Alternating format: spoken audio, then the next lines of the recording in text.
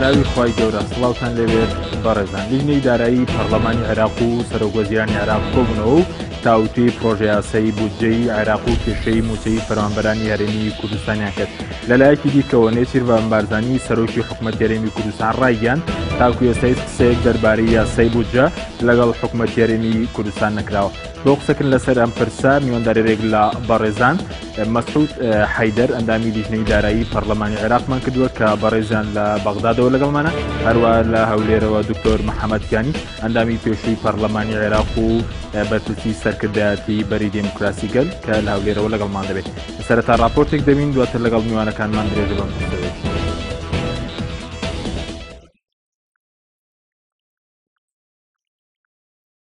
ئەندامانی لیژنەی دارایی پەرلەمانی عێراق لەگەڵ سەرۆکوەزیرانی عێراق کۆبوونەوە و تاوتوی پرۆژە یاسای بودجەی عێراق و کێشەی موچەی فەرمانبەرانی هەرێمیان کرد.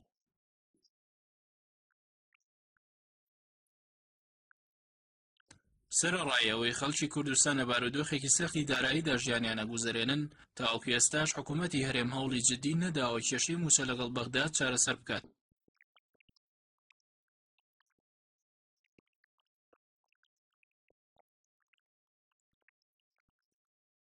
نێچیروان بارزانی سەرۆکی حکوومەتی هەرێمی کوردستان لە کۆنگرێکی ڕۆژنامەنووسیدا ڕایگەیاند کە بودجە دادەنرێت ئەبێت بێن لەگەڵ حکوومەتی هەرێم قسە بکرێت. تا ئێستاش کەس قسەی لەگەڵ ئێمە نەکردووە. ئەگەر بودجێکیش بەبێ ڕەزامەندی حکوومەتی هەرێم و بێ گفتوگۆ لەگەڵ هەرێم دابنرێت زەحمەتە بەرگری لێ بکەین.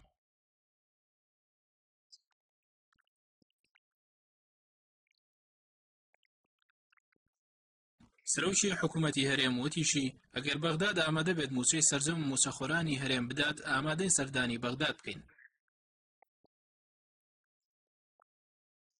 ئێستا یاسای بودجێی عێراق بۆ ساڵی 2007 لە پەرلەمانی عێراق و پێشبینی شەکرێک کۆتایی ئەم هەفتەیە پەسەند بکرێت، بەڵام تاوەکو ئێستا حکوومەتی هەرێم هیچ کۆبوونەوەیەکی لەگەڵ فراکسیۆنە کوردیەکانی پەرلەمانی عێراق لەسەر ئەو پرسە نەکردووە. تەنانەت فراکسیۆنە کوردیەکانی بەغداد یەکدەنگ نین لەسەبارەت بە ئالیەتی چارەسەرکردنی کێشەی موچە لەگەڵ بەغداد. بەشێکیش لە فراکسیۆنە کوردیەکان لە پەرلەمانی عێراق داواکەن ڕێکەوتنی نێوان هەرێم و بەغداد بکرێتە پابەندکەر بۆ ئەوەی کێشەی موچەی فەرمانبەرانی هەرێم چارەسەر بکرێت.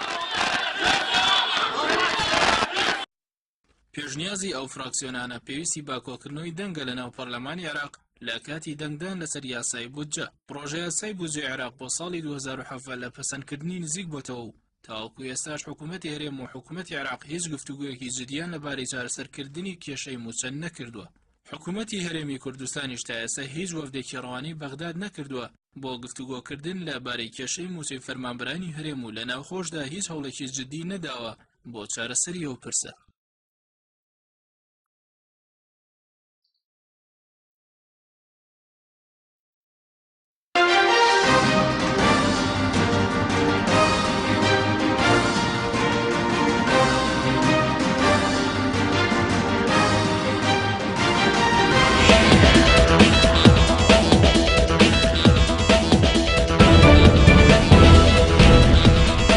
دوبارە سڵاوتان لەبێت بەڕێزان، سوپاس بۆ میوانەکانمان. کاک مەسعود ئەگەر بینە لای بەڕێستان سەرتا لە بەڕێستانەوە دەست پێ بکەین.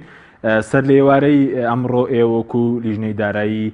پەرلەمانی عێراق لەگەڵ حەیدەر عەبادی سەرۆکوەزیرانی عێراق کۆبوونەوە، ناوڕۆکی کۆبوونەوەکە بریتی بوو لە چی؟ بەڵێ بەنای خۆی بەخشنەوە میهرەبان، سڵاو و ڕێز بۆ جەنابەت و بۆ برای بەڕێزم دکتۆر محەممەد کیانی و سڵاو ڕێز بۆ بینەرانی بەڕێز.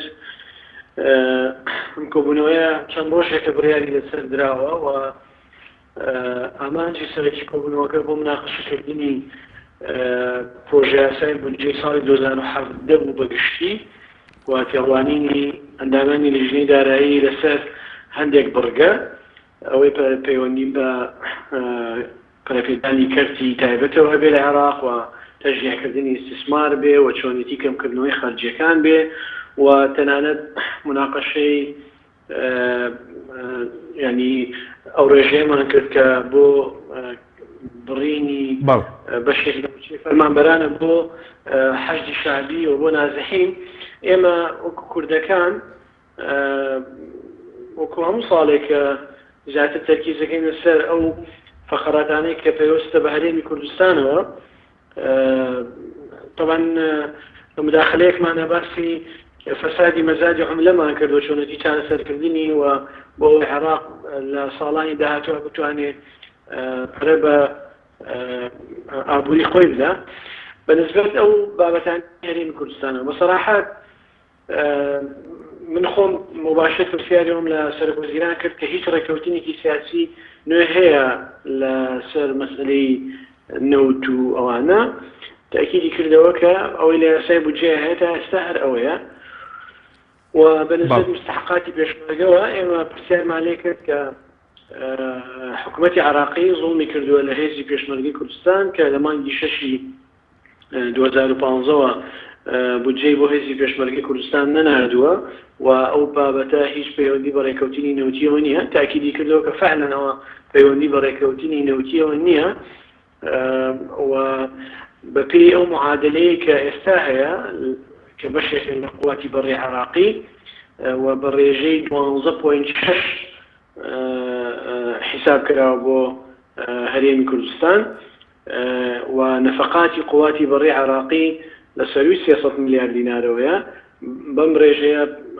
ئەوەی کە بۆ پێشمەرگە دانراوە 38 میلیارد و 600 میلیۆنە بەڕێز وەکیلی وەزیری دارایی فازڵ نەبی تاکیدی کردەوە کە ئەو پارێ نەنێردراوە بەڵام ئەو ڕەبتی کردەوە بە بیرەنەوتیەکانی ئاڤانە و بای حەسەن و بابە گۆرگر و خەباز و جەمبور و ئەوانە یعنی تیمادام ئەو نەوتانە هەرێمی کوردستان ئەفرۆشیە ئەتوانن بودجێ هێزی پێشمەرگەی لێ بدەین من باسی کێشەی موچەی فەرمانبەرانی هەرێمی کوردستان کردن هەروە هاوکارانی تریشم کوردەکان کە ئەمە مەسئولیەتی دەستوری و قانونی حکوومەتی عراقیە دەبێ ڕۆڵی هەبێ لە چارەسەرکردنی کێشەی موچەی فەرمانبەرانی هەرێمی کوردستان ئێمە شخصی ینی سەرۆکوەزیران ئەزانین چۆن تەعامل لەگەڵ مناقەشەکردنی ئەم کێشانەیەکە تاکیدی کردەوە کە فەعلەن وایە بەڵام چارەسەری حەقیقیشی بۆی نییە لەم قۆناغەیە و ینی ئاماژەیەکی بۆ کرد کە ئەگەر هەرێم نەوتی کەرکووک بڕادەستی عراق بکە ئەوە ئەم ئامادەیە موچەی فەرمانبەرانی هەرێمی کوردستان بدا مەبەستی لە بیرەنەوتیەکانی ئاڤانە و بای حەسەن بوو دوای مداخەلەکردنی یەک دوو ئەندام پەرلەمانی دەوڵەتی قانون کەوتیان ئێمە ئەمە قبوڵ ناکەین ئەوش ینی بە بزەیەکەوە بە پێکەنینەوەتی هەر بۆ سابەتەوە موتووە لە برێمە جێبەجێکردنی زۆر زەحمەتەوە ممکن نییە مەسئلەی موچەی فەرمانبەرانی هەرێمی کوردستان من لەبەرەوەی ئەندامی لیژنەی بە دوواداچوونی موچەی فەرمانبەرانی هەرێمم داوام لێ کرد کە سبەینێک و بوونەوەیەک لەگەڵ ئەم لیژنەیە ڕێک بخات و لەبەرەوەی ئەم لیژنەیە مبادلەیەکی هەیە بۆ چارەسەرکردنی موچەی فەرمانبەرانی هەرێم بۆ ئەوەی هەنگاوی یەکەم بەهاوێژرێ بۆ با بڵێن نزیک بوونەوەی ئەو مەسافەیە کە لە بینی هەرێم و بەغدا هەیە لەمەڕ نەوت و دۆسەی نەوت و دارایی ئەوانە داینا کە ڕۆژی چوارشەم کۆبنەوە لەگەڵ ئەم لیژنەیە بکە ئەمێدەوارم یعنی ئەو بچێتە بۆ جێبەجێکردنەوە ئەم کۆبنەوە فعلەن ڕۆژی چوارشەم ئەنجام بدرێت لەگەڵ لیژنەی ئەندامانی لیژنەی موچە کە 5 کەسین 2 کورد و 3 ئەندام لە تەحالوفی وەتەنیە یعنی ئەم مناقەشەدانە زۆر گشتگیر بوو ئێمە داوامان لێ کرد بەسەراحەت هەموو موچەخۆرانی هەرێم بەلامانەوە گرنگن و هەموو ینی هەمووی لە نەهامەتی و لەوزێک خراپەیە ئەوەی ڕاستی بە ئێمە تەرکیزمان کردە سەر کەرتی پەروەردە و داوامان لێ کرد کە موچە یاخود بودجەی کەرتی پەروەردە دابین بکە زۆر گرنگە لەبەرەوەی بە سەدان هەزار خوێندکار و قوتابی لە هەرێمی کوردستانە مەسیری خوێندنیان بۆ ئەم ساڵ کەوتوتە خەتەرەوە و گرنگە تەحملی ئەم مەسئولیەتە بکرێت لەلایەن حکوومەتی عراقی بۆ فعلا تاکیدی لەوە کردەوە و بۆیە من وەکو ئەندامێکی لیژنەی موچەش تاکیدم کرد کە ئێمە لە مبادرەکەمانە پێشنیارمان هەیە بۆ بابەتە و ئەو داوای شەفافیەتی کرد لە دۆسەی نەوتیە کە بابين حق حساب كين هريم شنك نوت هناردا كمستحقات الشركات نوتي شنك و چۆن سەرفەکرێ ئێمە لە لیژنەی موچە پێشنیارمان بۆ هەموو ئەمانە هەیە بۆیە ینی ئومێدوارم کە ڕۆژی چوارشەم ئەندامانی لیژنەکە لەگەڵ سەرۆکوەزیران کۆبوونەوە بکەین و تەفاسیلی ئەو مبادرەی کە هەمانە باسی بکەین. یەک شتێک هەیە ممکنە لە هەرێمی کوردستانە کە باسی کۆبوونەوەی لیژنەی دارایی کرێ لەگەڵ شخصی سەرۆکوەزیران و خەڵک حەقی خۆشێتی ینی ئومێدێکی هەبێ کە قسەیەکی خۆش شتێکی باش من ئەوەی ڕاستی بێ حەزم لێیە واقع بینانە و شتەکان وەکو خۆی باسکەین ئەوە ئومێدێکی ناڕوو نەرێن بە خەڵکی کە سبەینە حەلەکرێ و ممکنە هەموو شتێک باش بێ. عێراق ئەوەی من ئەمڕۆ ینی ملاحەزەم کرد ینی زۆر جددی نییە لە چارەسەر ینی ئەوەی کە هەستمان پێ کرد ئەگەر نا ئەمڕۆ سەرۆکوەزیران توانی با بڵێن ئاماژە بۆ بکات کە پێویستە لیژنەیەکی وەزاری لە وەزارەتی نەوت لە وەزارەتی دارایی ممکنە لە مەکتەبەکەی خۆی یا لە ئەمانە عامە دروست بکرێ لەگەڵ ئەم لیژنەیەی موچە و تەنسیقێکی تەواو بکرێ و بە زووترین کات هەوڵ بدرێ کێشەی بەتایبەتی کەرتی پەروەردە چارەسەر بکرێ کە ئێمە زانین کەرتی پەروەردە چەندێک بودجێ پێویستە. بەڵێ سپاس دەکەم کاک مەسعود. بەڵێ دواتر دەگرم و لای بەڕێز قسەی زیاتر لەسەر کۆبوونەوەکەی ئێوە و عەبادی دەکەین لیژنەی دارایی و سەرۆکوەزیران. ئەگەر بچینە هەولێر لای کاک دکتۆر محەممەد. کاک دکتۆر زۆر سپاس بۆ بەشداریکردن لە بەرنامەکەماندا. ڕای بەڕێزت سەبارەت بە مانەوەی کێشەی موچە لە نێوان بەغداد و هەولێر باڵپەسێ دراوەی چییە و ئەمڕۆژ سەرۆکی حکوومەت لە کۆنگرێکی ڕۆژنامەنووسیدا باسی لەوە کە تاکو ئێستا هیچ قسەیەک لەگەڵ ئەوان نەکراوە لە دەربارەی مەسەلەی یاسای بودجەی عێراق. بەڵێ ڕاستی ئەگەر ئێمە سەیری بودجەی عێراق بکەین و سەیری پەیوەندی هەرێم و مەرکەز بکەین ئێمە دەبێ هەموو ڕەهەندە سیاسیەکان و ڕەهەندەکانی مالی وەربگرین تاکو بتوانین هەموو مەسەلەکان هەر سنجێنین و بە شێوەیەکی واقعانە ڕاستی ئەوێک بگەینە دەرەنجامێک. مشکلەی ئەساسی چیە لێرە ئەوەیە کە پەیوەندی لە بینی هەرێم و لە بینی سێنتەرە پەیوەندیەکی تەبیعی نیە هەتا ئێستاکە گوماناویە دەمانەوێت لە هەردوو لا دەوێت گومان لێکە کرێ ئەو پەیوەندیە نییە وەکو دەوڵەتێکی تەبیعی کە پەیوەندیەکان ئاسایی بێ لە سێر شێوەیەکی شارستانی بنیادنرابێ مەسەلەی پاشقول و فێر و فڕیتیانە بێت ئێمە هەردوو لالێک بە فێڵین ڕاستی برینەوە هەردووک لا ئیعتراف بە یەک ناکەین هەردووک لا یەکتری ناخوێنینەوە هەردووک لا دەمانەوێت یەکتری پاش گوێ بخۆین بەڵام ئێمە دەبێ خاڵە زەعیفەکانی خۆمان بزانین لاوازەکانی خۆمان بزانین ئەلەوێەوە ئەتوانین ئەوجا باسی ئەوە بکەین کە ئێمە چۆن بەرامبەر ئەو قەیرانانە بوەستینەوە تاکو بتوانین چارەسەری بۆ ببینێ. خاڵە لاوازەکانی ئێمە ئەوەیە دەسەڵاتێکمان هەیە کە دەسەڵاتێکە خۆی بە مەسوول نازانێت دەسەڵاتێکە وا دەزانێت دەبێت خەڵک مەمنونی بێ کە ئەو حکمیەکە کە دەسەڵاتێکی ئەو هاشت هەبێت تەوەقوعی چی لێکەی تەوەقوعی ئەوەی لێکەی کە سەروەت و سامانی ئەو ملەتە بەیی خۆی زانێ ئەگەر شتێک لەو بمینێتەوە بیداتە خەڵک وەکو بری بە خێرێکی ئەیکا بە ئەوەی کە مەکرەمێکە ئێمە نابێن ئەو پەیوەندیە لە بینی دەسەڵاتدار و لە بینی هاوڵاتی پەیوەندیەکی غەڵەتە پەیوەندی دەبێت پەیوەندی شارستانی بێت پەیوەندی شارستانیش بۆ لەسەر ئەو ئەساسەیە کە بەرپرس مەسوولە بەرپرس کارێکە پێی سپێردراوە بیکات نەک کابراایە بەرپرس ببێتە سەیدی قەوم ئەوەی ئێمە ئەبینین سەیدی قەومە عەبدیش دەبێت بەڕاستی کڕنۆشی بۆ ببارە شتێکی بکە ئەوە شێوەی پەیوەندیە لە بینی هاوڵاتی و لە بینی ئەو دەسەڵاتی لە کوردستانە هەیە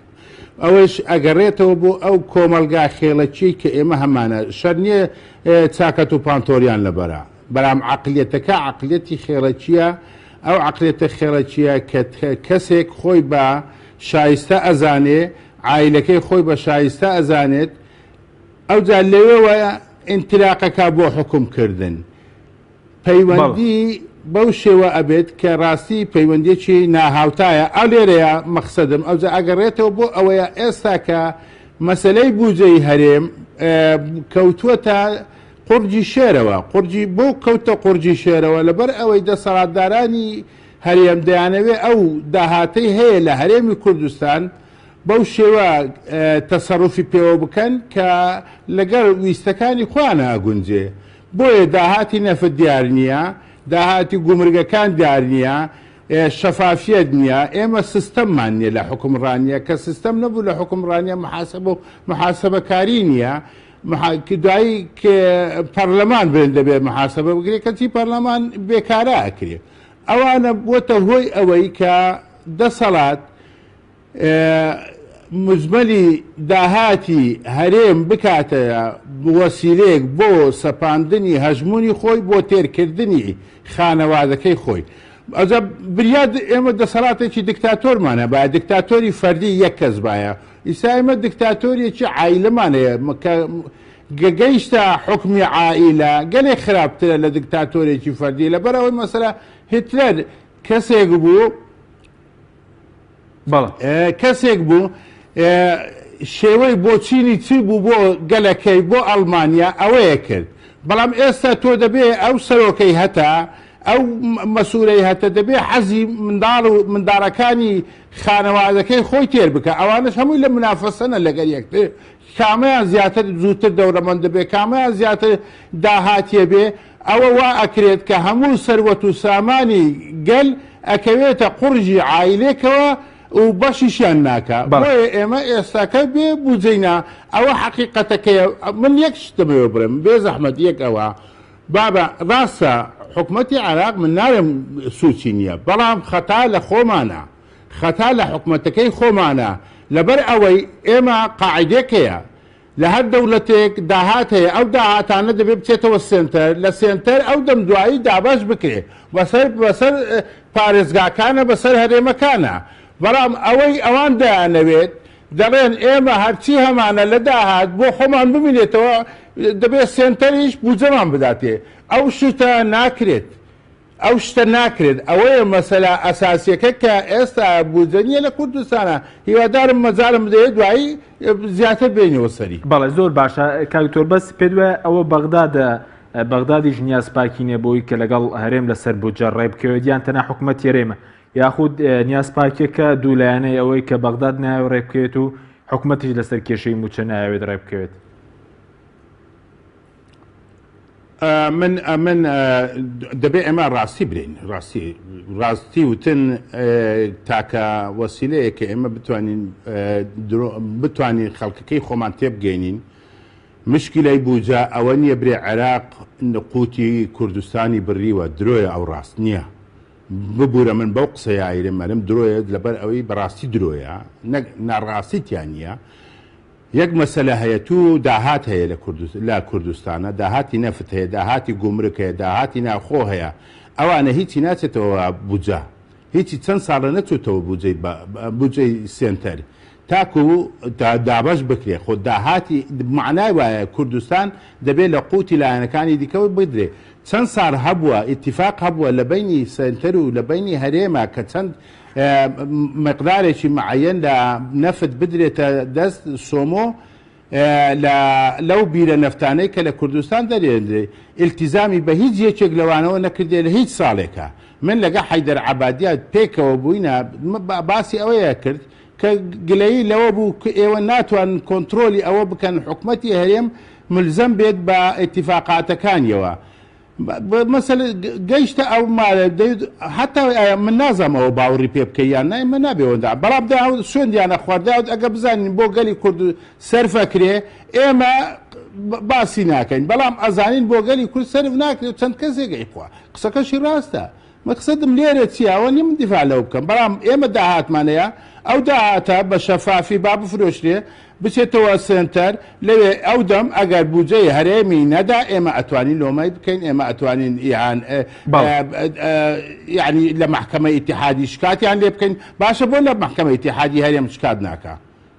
ئەگەر سوزبار نییە خۆ محکەمە ئیتیحادی هەیە ئەتوانێت پانای بۆ ببات بۆ ئەوەی ڕاستکردنەوەی ئەو ئەگەر ناڕاستیەک هەیە لەلایەنی سنتەرەوە بەرامبەر بە هەرێم بەڵام ئەوەی ئێمە ئەیبینین هەرێم نەفتە فرۆشێ نەفتەکە بە شێوەیەکی کەمتریش ئەیفرۆشێ لەوەی سۆمۆ مەسەلەن ئێمە ئەگە سەیری داتایەکانی وەزارەتی سامانە سروشتیەکان بکەی نەفتی کوردستان بە $30 فرۆشرایە بە $35 فرۆشرایە لە کاتێکا بە $48 بۆ بە $50 بۆ لە بازاری نێودەوڵەتی باشە بۆ ئەو فەرقا بۆ نایدێدە سۆمۆ با سۆمۆ بیفرۆشێ بەو سعرە بیفرۆشێ کە پێویستە بەڵام من ئەوەکەی دیکە ئەگەڕێتەوە بۆ ئەوەی کە مەسەلێکی گەورە هەیە لە بنەوە ئایا مەسەلەی تورکیایەتەن ئەوە دەورە بینێ مەسەلەی گەندەڵیە دەورە بینێ مەسەلەی ئەو شەریکە سانەویەکانە کە دەورا بینێ ئاخر لە عقودی نەفتا زۆر مەسەلە هەیە کە تحدیدی داهاتی نەوتەکە گەڕانەوەکەیەکات لەبەر ئەوەی شەریکە سانەویەکانیش بەشێکی زۆر کەی خۆیانە هی بەسوولەکانە بەشێکی زۆر لەو داهاتی نەفتە بە بەڵە سوپاس دواتە گرێم و لای بەرزت کاک مەسعود دەگەر بگەڕێنەوە لای بەڕێزت باست لەوە کرد کە لە کۆبوونەوەکەی سەر لە ئێوارەی ئەمڕۆتان لەگەڵ عەبادی باسی لەوە کرد کە هیچ ڕێکەوتنێکی نوێیان نییە لەبارەی بودجەوە لەگەڵ هەرێم ئەی پێشترە وەفدەی کە سەردانی بەغداد کرد ڕێکەوتنێکیان نەکردویانی تەنها ئەو عەبادی باس لەو کە تەناوەیە یاسای بودجەی گفتوگویەکی فەرمی لە نێوان هەرێم و عێراق نییە دەربارەی ئەم پرسە لە ئێستادا ئەوەی من بزانم ئەو کاتی ڕێکەوتنیان لەسەرەوە کردبوو کە مەبدەئیەن هەر ئەم اتفاقەنەوە تێدا بنرێ و هەتاوەکو لە پەرلەمانە و مناقەشاتی یاسای بودجە ئەکرێ وەفدێکی فەنی لە هەرێمەوە بێتە بەغدا و لەسەر وردەکاری تر اتفاق بکەن ئەو وەفدە فەنیە نەهات بۆیە هیچ شتێکی نوێ دروست نەبوو یعنی شتێک هەیە لە ڕاگەاندنەکانە باس کراوە گرنگە ئاماژەی پێ بدەن سەرکۆزیران ینی شتێکەڵێ و دوایی زوو ئەبینین پاشگەز دەبێتەوە لە لێ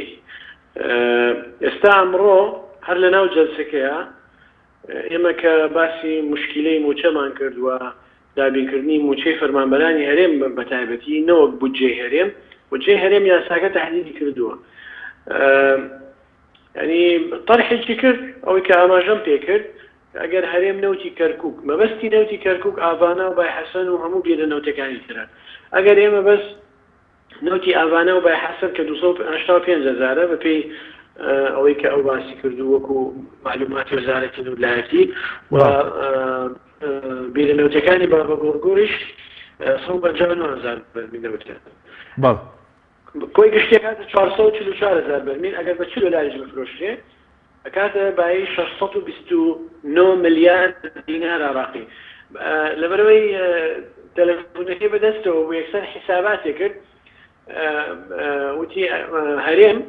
ئەو ڕێژەیە کە لە فەرمانبەرانی بڕیوە ئێستا هەرێمی کوردستان دوای کەمکردنەوەی موچەی فەرمانبەران موچەی هەموو فەرمانبەرانی هەرێمی کوردستان 621 ملیار دینارە یەکسەر وتی من ئامادەم ئەگەر هەموو نەوتی کەرکووک ئاوانە و بای حەسەنەوانە تەسلیمان کرێ ئێمە ئەو موچەکەم کراوەیە ئەدەین بە هەرێم دوای اعتراضکردنی یەک زۆ ئەندامی دەوڵەتی قانون یەکسەر ینی بوای لێ کرد مۆزوعەکە کە بە سەعبەتەوە باسی ئەم بابەتەکە ئەم مۆزوع ئەم پەیوەندیە نەوتیە دارایی نێوان هەرێم و بەغدا تەنها ئەرقام تەحدیدی ناکە ئەوەی ڕاستی بێ ئەمە پێویستی بە بڕیاری سیاسی هەیە بڕیارە سیاسیەکە هەم لە هەرێمەوە گرنگە کە ئێرادەیەکی سیاسی هەبێ بۆ ئەوەی التزام بکرێت و هەم عێراقیش هەبێ ئامادەی ئەوەی تێدا بێت هەرێمی کوردستان ئەگەر التزام بکابرا لەگەڵ عێراقا ئەگەر لە چوارچێوەی یاسای بودجەشا بێ هەرێمی کوردستان دەتوانێت سوود لە جگە لە مستحقات داراییەکەوەی هەیەگرێ لە یاسای بودجەیە نفقاتی حاکیمەشی هەیە ئەتوانێت سوود لە نفقاتی سیادیش وەرگێت. عێراق ئێستا لە 135 بودجەی گشتی ئەبڕێ بۆ نفقاتی سیادی. ئەو 135 پێویستە لە 170 بۆ هەرێمی کوردستان بێ، ئەمە هەرێمی کوردستان لێ بەبەشکراوە. ئێمە ئەوەی ڕاستی بێ لەبەرەوەی هەرێم کێشەی سیاسی هەیە و دابەش بووە و حزبەکان تێڕوانینێکی ڕوونیان نییە، بۆیە هیچ تەنسیقێک لەگەڵ ئێمەیان نییە. ئێستا ئەوەی ئێمە لێرە ئەیکەین زۆربەی ینی ئیجتیهاداتی خۆمانە و خەمخۆری خۆمانە و هەستکردنە بە بەرپرسیارەتی بەرامبەر بە خەڵکی هەرێمی کوردستان لە هەموو پارێزگا و شار و شارۆچکەکان. زۆر باشە کاک مەسعود. بەڵێ ینی باز لەوە دەکرێت کە عەبادی لە کۆبوونەوەکەی لەگەڵ لیژنەی دارایی کە بەڕێزش تێدا بەشدار و باسی لەوە کرد کە ئەو ڕێکەوتنەی کە لەسەر نەوتی کەرکووک کراوە بەدەر لە کێڵەکانی ئاوانە و بای حەسەن کێستا لەلایەن هەرێمەوە ئیدارە درێ باسی لەوە کردووە کە ئەم ڕێکەوتن لە بەرامبەرەوەی کە بودجەی پێشمەرگەیە، ینی ئەم شتی وا باس کراوە لە کۆبوونەوەکە کە بڵێ ئەو نیوەی کە دراوە و نیوە نەوتەی کە لە کێڵەکانی مەسەرەن بابە گورگور و خەباز دراوە بە هەرێمی کوردستان لەبری بودجەی پێشمەرگەیە. ئەمە تەفسیری شەخسیە، ئەمە ناوی لێ نەدراوە. من ینی ئێمە ئەگەر ڕۆژی چوارشەمە کۆبوونەوە بکەینەوە ممکنە داوای ئەوەی لێ بکەم. هیچ ڕێکەوتنێکی فەرمیتان هەیە لەسەر مۆزوعە. بەشێک لە کێشەکانی نێوان هەرێم و بەغداوەیە. هەرێم هەندێک شت هەیە لە تێڕوانینی خۆی و تەفسیرێکە بەبێ ئەوەی کە شتی فەرمی هەبێ، بە هەمان شێوە بەغدا لە تێڕوانینی خۆیەوە تەفسیرەکە بەلای کەمی لەم کۆبوونەوەیە کە لەگەڵ ئێمە ئەنجامێدەن. ئێستا ئەمڕۆ سەرۆکوەزیران ئەم قسەیەی کرد، بەڵام تەبەن ئەم قسەیە ساڵی پاریش کە جارێکتر باسی بودجەی هێزی پێشمەرگەمان لەگەڵ کرد، جارێکتر ئاماژەی بەوە کرد کە هەرێم ئەو نەوتەی کە لە ڕێگای بۆڕەکانی هەرێمەوە ڕای تەسلیم بە عێراق ناکرێ، ئەوەی بابە گورگور باوە لە جاتی بودجەی هێزی پێشمەرگە بێت. بەس ئەمە لە یاسا شتیوان نییە، لە یاسای بودجە ئەمە ئیلتزامێکە لەسەر دەوڵەتی عێراقی و مۆزوعی دۆسیی نەوتی ئەوە پەیوەندی ینی مەلەفێکی جدا ئەبێ حکوومەتی عێراقی لەگەڵ هەرێمی کوردستانە یاخود بە فەرمی ئەبێ وەرەقەیەک ئیمزا بکە هەرێمی کوردستان بەشێک لەم نەوتە بای ئەم بودجەی هێزی پێشمەرگەی کوردستان لەم نەوتە تەرخانەکرێ بۆ هێزی پێشمەرگە و ئەوەی تر ممکن چۆن ئێستا اتفاق کراوە کە لە 150 نەوتی بابە گۆرگۆر لە مینای جیهان تەسلیم بکرێ بە عێراق و تەسلیمی شەکرێ بەپێ ئەو وەسایقانەی لای منە کە لە وەزارەتی و لە 150 بۆ حکوومەتی هەرێمە لە بەرامبەر نەقڵکردنی ئەو نەوت بۆ مینای جیهان. ئەمە اتفاقێکی فەرمیە لە نێوان عێراق و هەرێمی کوردستان نەکراوە. ئەمڕۆ بۆ ینی بەسەراحەت بۆ تێپەڕبوونی بابەتەکان و بۆ ئەوەی وەڵامێکی هەبێ بۆ ئێمە ئەمە لە فانەی هێنایە پێشەوە. بەڵام ئێمە وەکو ئەندامانی کورد لە لیژنەی دارایی لەسەر ڕێی خۆمان مصڕین کە ئەو پێشنیاری کردومانە بۆ ئەوەی لە یاسای بودجە تەرخان بکرێت بۆ 100,000 پێشمەرگە و بەشێک لە کۆی سیستەمی بەرگری عێراقی ئێمە ئیشی لەسەرکەینەوە لۆبیشی بۆکەین و مێداوارم سەرکەوتوو بینگایە. بەڵێ زۆر باش کاک مەسعود، ئەگەر بە کورتی وەڵامی و پرسیارەشم بدەیتەوە سەبارەت بەوەی کە بەڕێزت وتت عەبادی لە کۆبوونەوەکە مۆبایلەکەی بەدەستەوە بوونی حساباتیەوەی کرد بەس بە نەوتی کەرکووک بە نەوتی کەرکووک ئێستا هەرێمی کوردستان هەناردەی دەکات بەشی موچەی فەرمانبەرانە. عەبادی لە کۆبوونەوەکەدا ئەوەی لێکداوە؟ نەوتی ئاوانە بای حەسان بە پێم معلوماتی لای هەیە 285,000 بەرمیل نەوتە ڕۆژانە کە هەنارداکرێ و نەوتی بابە گۆرگۆر و بیرناوتەکانی کرد 159,000 بەرمیلە، هەموویە کاتە 444,000 بەرمیل نەوت لە ڕۆژێکە. ئەگەر بە نرخی عێراق بفرۆشێ کە $40 تقریبا معدلەکەی کاتە 532 ملیۆن دلار لە مانگێکە. ئەمە ئەگەر بە نرخی فەرمی بانکی ناوەندی عێراقی بیخەمڵێنین ئەکاتە 629 ملیار دینار عێراقی. ئێستا هەرێمی کوردستان دوای ئەوەی کە سیستەمی پاشەکەوتی داناوە لە هەرێمە، هەرێمی کوردستان مانگانە 621 ملیار دینار موچە ئەدا بە فەرمانبەرانی هەرێمی کوردستان بەم پێ بێ ئەم نەوتە بەشی موچەی فەرمانبەرانی هەرێمی کوردستان ئەکات. بەس نەوتی کەرکووک، نەوتی بابە گورگوڕ و ئاڤانە و بای حەسەن. بەڵێ سوپاس دەکەم. بەڵێ بینێرانی بەڕێز ناوبڕێکی کورتمانەیە دوای و ناوبڕە دەگەڕێنەوە هەولێر لای دکتۆر محەممەد لەگەڵ بمێنەوە. بەرنامەی ئەمڕۆ با سپۆنسەری کۆمپانیای ئەسێ بۆ بازرگانی مۆبایل شیری ئاڵتونسا. ئەسێ یەکەمین مۆبایلی مارکەی کوردی. کۆمپانیای ئەسێ بە لە بەرچاوگرتنی قەیرانی دارایی مۆبایلە تایبەتەکانی دەکاتە قستی مانگانە. Q4 14,000 دینار، Q5 17,000 دینار. پەلە بکە ببە بەخاوەنی یەکێک لە مۆبایلەکانی ئەسێ کە 2 مۆدێل و 4 ڕنگ لە خۆ دەگرێت بە قستی زۆر گونجاو. ئەسێ پێشەنگی تەکنەلۆژیای نوێ.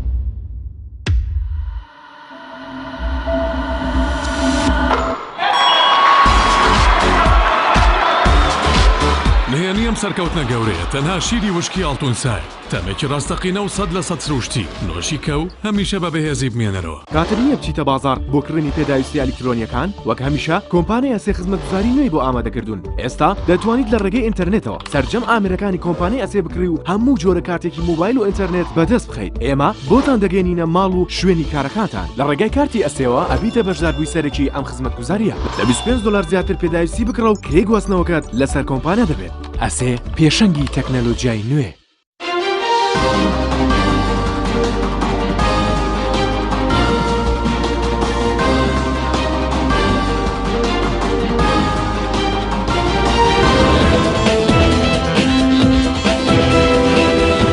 سڵاتان لەوێت بەڕێزان. کاکتۆر محەممەد ئەگەر بگەڕێمەوە لای بەڕێستان سەبارەت بەوەی کە ئەمڕۆ سەرۆکی حکوومەت باسی لەوە کرد کە هیچ قسەیەک دەربارەی یاسای بودجە لەگەڵ هەرێمی کوردستان نەکراوە، ینی زەرورە هەرێم گفتوگۆ لەگەڵ بەغداد بکات لەسەر یاسای بودجە و وەفدمێ یاخود بەغداد بێت قسە لەگەڵ هەرێمی کوردستان بکات. ینی پێویستە ئێستا نوێنەرانی کورد مەسەلەی حکوومەت چۆن مامەڵە لەگەڵ ئەم پرسە بکەن کە تاکو ئێستا کۆبوونەوەیەک نەکراوە لەناو نوێنەرانی کورد لە بەغدا لەگەڵ حکوومەت هەرێم. هەتا فراکسیۆنە کوردیەکان لە بەغداش وەکو پێویست هەمویان یەکدەنگی لەسەرەوەی کە چۆن ئەم کێشەیە چارەسەر بکرێت. خۆی ئەگەر پەیوەندیەکی سروشتی هەبێ لە بینی سێنتەر و لە بینی سێنتەر و لە بینی هەرێما تەنها هەندێک مەسائلی تەکنیکی منێتەوە وەکو برێن سەرفیاتی ئەوە برێن حیساباتی ختامی هەرێم ئەوانە بدرێتەوە سێنتەر داهاتەکان گەڕاوێتەوە سێنتەر بەو شێوە ئەوانەی دەوێت کە بودجە بۆ دابینکردنی بۆ ئەوەی برن دابشکردنی بودجە و شێوەی دانانی یاسای بودجە. بەڵام کە پەیوەندیەکان سروشتی نییە، دوو تەرەفمان هەیە، هەردوو تەرەف هەر یەکە لە خەندەقێکایە، هەر یەکە لە خەندەقەکەی خۆی مایەتەوە و ناچێ بەلای ئەوەکەی دیکەیە. من بە قەناعەتی من ئەگەر حکوومەتی هەرێم بەخۆی بە حکوومەتێکی بەرپرسیار بزانێ، بە حکوومەتێکی دڵسۆزی ئەو خەڵکە بزانێ، دەبێت چارەسەری ئەو قەیرانە داراییانە بکە کە ئێستا لە کوردستانە هەیە. من دەبێت لە هەموو دەرگێک بدات بۆ ئەوەی ئەو قەیرانانە چارەسەر بکە. بەڵام لە باتی ئەوەی بچنە بەغدا ئەوانە چن بۆ تورکیا، ئەچن بۆ ئیمارات. کێشەی ئێمە نە لە ئیماراتی نە لە بەڕاستی نە لە تورکایە، کێشەی ئێمە لە گەرسێنتەرایە دەبێت ئەوە بزاندرێت. بەڵام دیارە بەرژەوەندی تایبەتی دەسەڵاتداری کوردی لە بەغدا نیە. هێشتنەوەی معاملەکردن لەگەر مەلەفی نەفت بەو شێوە بمینێتەوە کە ئێستا کردویانە کە دەیکەن کە دەبێتە هۆی ئیشباعکردنی ڕەغبەتی چاوچنۆکی ئەوان ڕاستی ئەوەیە مەسەلە ئەساسیەکە نەوەک دەبێ هەرێم بگەڕاباواوێ ئێمە ئەگەر بمانەوە قەیرانانە چارەسەر بکەین دوو ڕێگەمان هەیە ڕێگەی سێمان نییە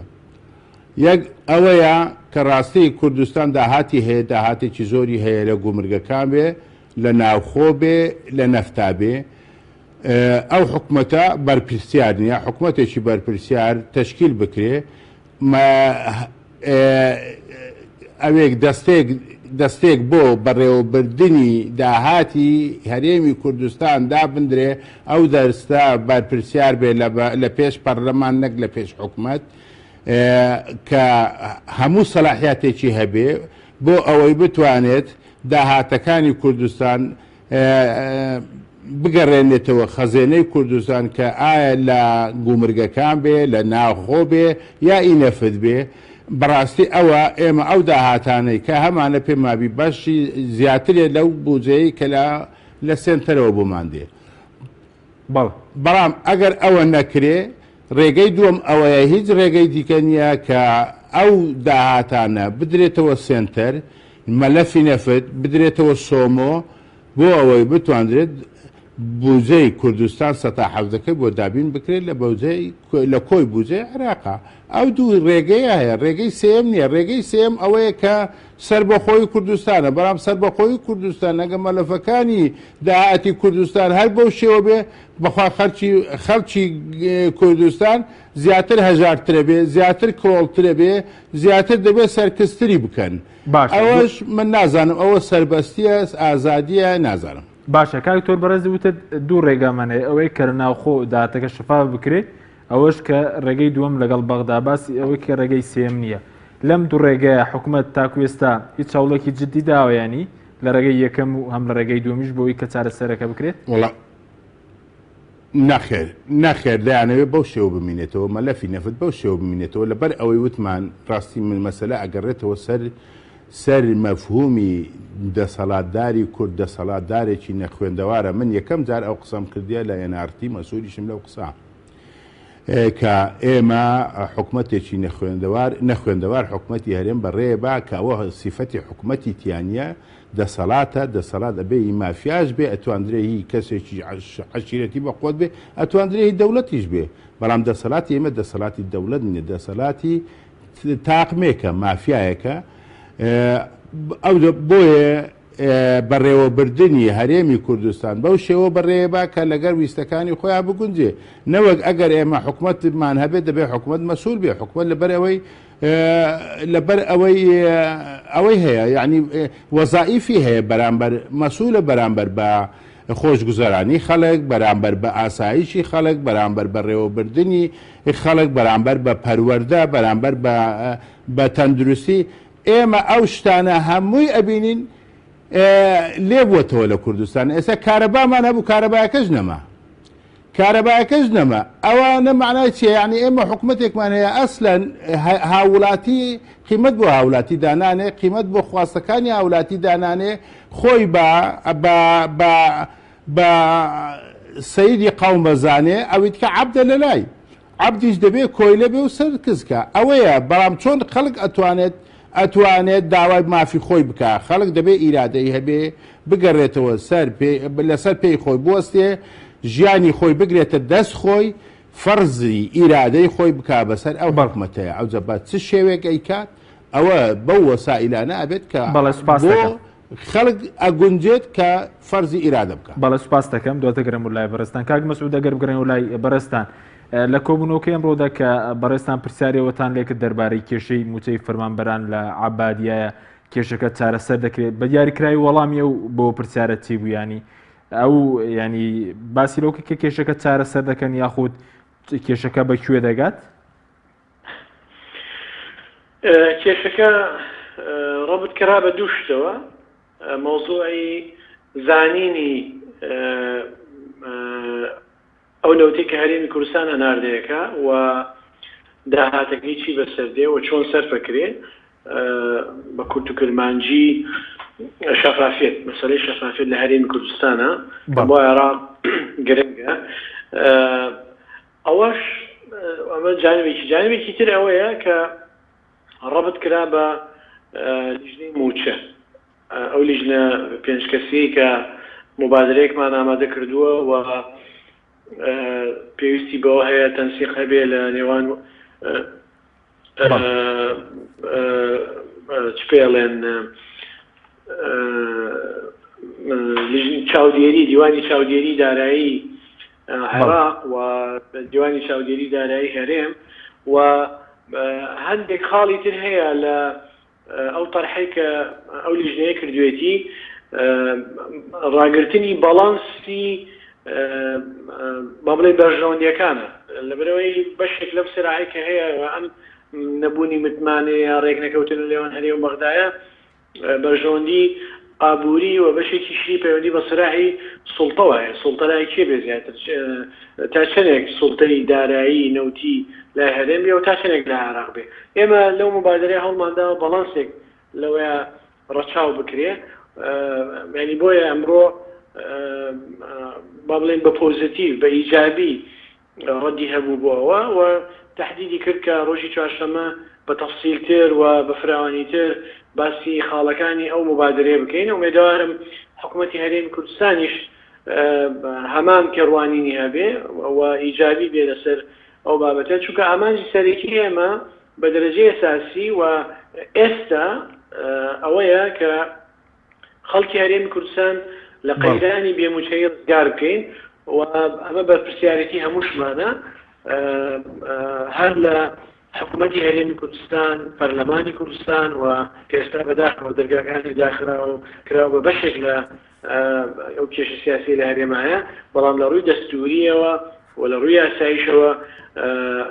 مەسئولیەتی حکوومەتی ئیتیحادی و پەرلەمانی عێراقیشە بۆیە ئێمە وەکو نوێنەرانی کورد لێرە ینی خەمی ئەو بابەتەمانەوە ئەوەی لەتواناماندا بوو بێ هەوڵی جدیمان بوویداوە و ئومێدەوارین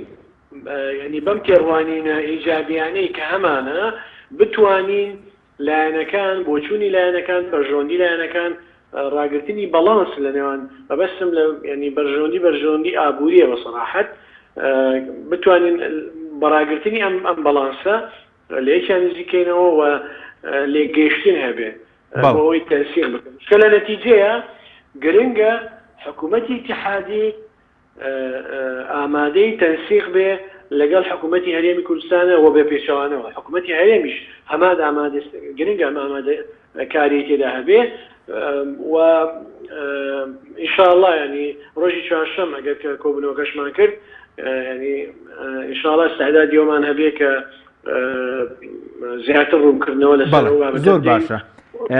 بەڵێ زۆر باشە کاک مەسعود بەڕێز وتت پرسیاری ئەوشتان لە عەبادی کردووە سەبارەت بە کێشەی پەروەردە و مامۆستایان ینی ئەی سەبارەت بەم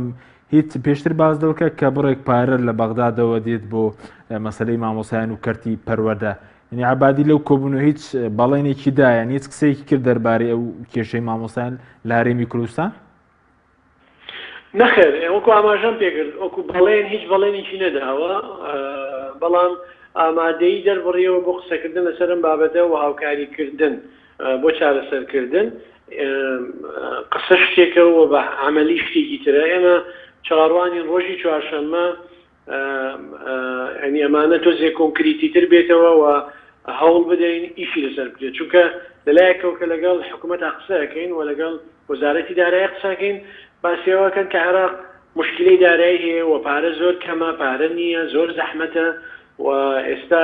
عێراق تەقەشوفی کردووە هەوڵدراوە زۆربەی خەرجەکان کەم بکرێتەوە و سندوقی نەقدی دەولی زەختێکی زۆری لەسەر عێراقەیە لەم لاشەوە ئێمە داوایان لێکەین کە على الأقل موازنەی وەزارەتی پەروەردە یاخود موچەی مامۆستایان دابین بکرێ وعد و ئەوانە شتێکە مجاملات شتێکە و ئێمە پێویستمان بەوە هەیە هەر قسێکاکرێ هەر وعدێک ئەگدرێ ببێتە ینی فەرمان بۆ وەزارەتی دارایی بۆ ئەوەی جێبەجێ بکرێ و هەنگاوی یەکەم بێت بۆ باشترکردنی پەیوەندیەکانی نێوان هەرێم و بەغداد. زۆر باشە بەس ئێوە لە کۆبوونەوەکەی ئەمڕۆ نەتان توانیانی هیچ بەڵێنێک لە عەبادی وەربگرن سەبارەت بەوەی کە فەرمانێک دەربکات لەسەر ئەم پرسانە بۆ شانە ببێت بە دیکۆمنت بۆ نمونە لیژنێکی وەزاری پێک بێن لەسەر کێشەی موچەی فەرمانبەران هیچ شتێکی لەو جۆرە نەکرا؟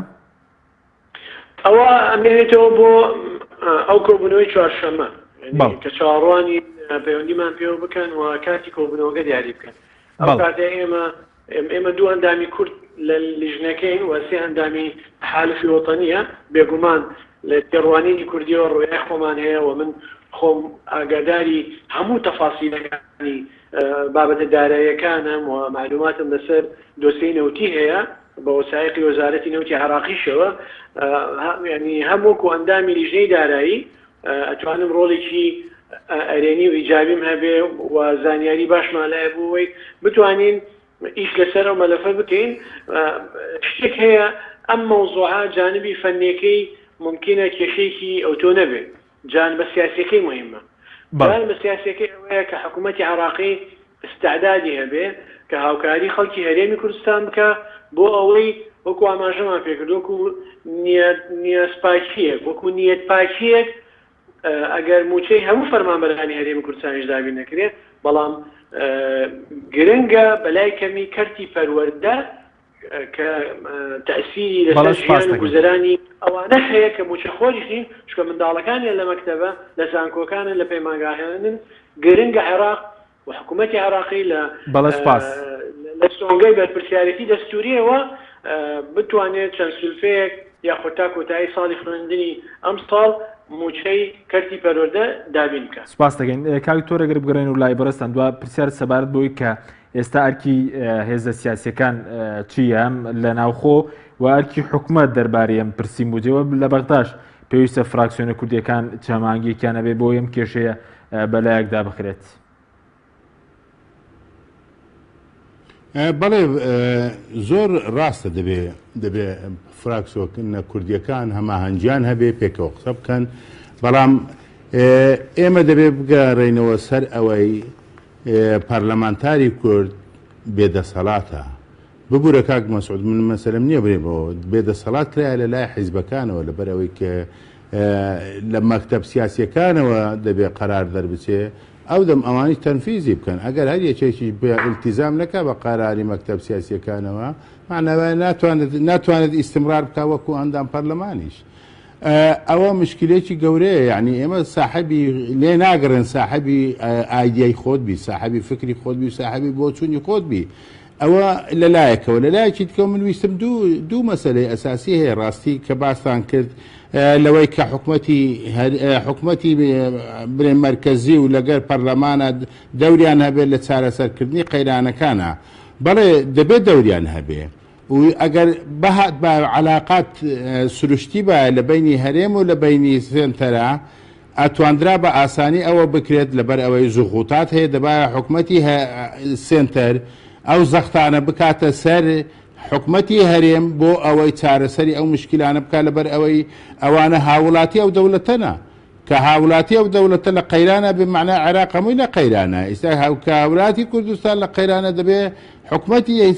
سنتەر بەو شێوە سیر بکە کە عێراق لە قەیرانایە. بەڵام لەبەر ئەوەی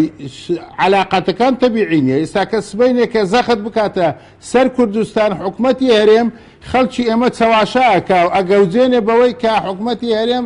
حکوومەتی سنتەر دەوێت کۆنتترۆلی خۆی باێتەوە سەر حکوومەتی هەرێم. نەوەک ئەتواندرێت بیباتە محکەمە ئیتیحادی، ئەتوانێت زوغوت بکات لەوەی کە لێ نەگەڕێ برین مەجای جەوی قەپات بکە، ئەتوانێت ئەو پێرنگەیت ئەو دەرگەی هی مۆبایل ئەنواع وەسائل هەیە کە بتوانێت حکوومەتی سنتەر زەخت بکاتە سەر هەرێم. بەڵام هەر یەکێک لەوانە دەستی بۆ ببات من دیفاع لە هەرێم لە سنتەر ناکەم، بەڵام ئەوە حەقیقەتە. سبەینێکە خەڵکی ئەمە چاواشاکرێرەوە مەجای جەویان لێ بڕین یان تەلەفۆناتیان لێ بڕین ئەی خاتە ئەوێکەوە کە بە چاکە ئەگەڕێتەوە بۆ حکوومەتێک کە ئەو خەڵکەوە ئەچەوسێنێتەوە لەسەر قوتی خەڵک ڕەنگە ئەو شتە بکرێت. لەلایەکی دیکەش ئەوەیە کە پارەدان مەسەلە من بەڕاستی کە کاک مەسعود من لەگەر ئەو قسەیە ڕێک نیمە کە بە ئەوترێ من حەزەکەم ئێستا کە حکوومەتی مەرکەزی هەموو پارە بە لێشاو بنێرێت بۆ موچەخۆری کوردستان، بەڵام ناکرێت ئەوە تۆزانی پارە دیارە لە کە بودجە دانرا دەوڵەت ئەگە دەوڵەت بێ و بە حیساب و بە کتاب بێ دیارە تەناقولات بە شەپارەی بودجەیە لە جەیەکە و بی بە بۆ جەیەک نامەقسەدم یعنی ناتواندرێت حکومەتی مرکزی برێ وەڵام من ئەوەندە ملیۆن دۆلارەتان بۆ نێرم بڕۆن بیدەنە فران شتێکە بەڕاستی کابێت کە دەوڵەت نەبێت بەێ بەڵێ زۆر سپاس کاکتۆر کاک مەسعودنی خولەگە گەر شتێکت ماوێ زۆر بە کورتی کاتمان نەماوە سپاس دەکەم.